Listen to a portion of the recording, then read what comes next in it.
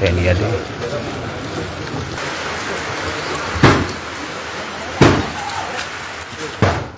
Detik-detik petugas kepung desertir TNI di rumah keluarganya, terdengar suara tembakan, Sertu Henry kembali lolos.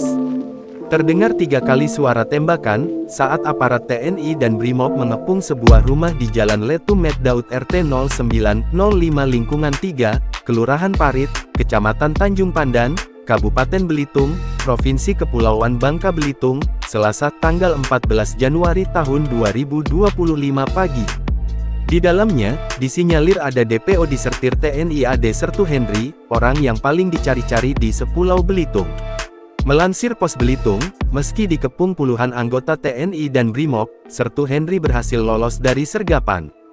Dia diketahui menenteng pistol jenis Beretta.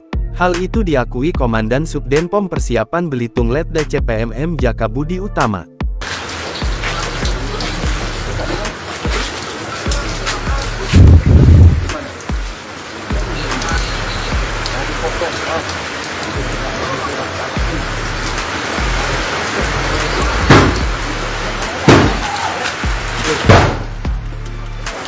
Sementara pengamatan Pos Belitung.co, rumah yang disergap adalah kediaman Evi Yolanda, 41, kakak ipar sekaligus kakak angkat Sertu Henry selama di Belitung.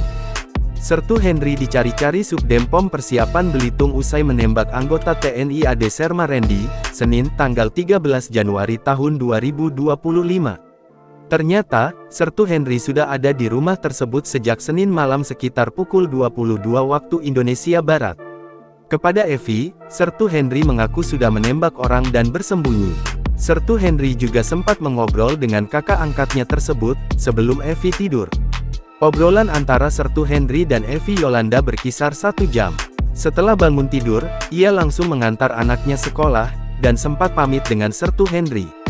Tahu-tahu pas saya keluar rumah, ada banyak petugas di luar, terus saya tanya, bilang tidak ada apa-apa, ujarnya. Terkait isu Evi dan keluarganya sempat disandera oleh Sertu Henry, Evi membantah tentang hal tersebut.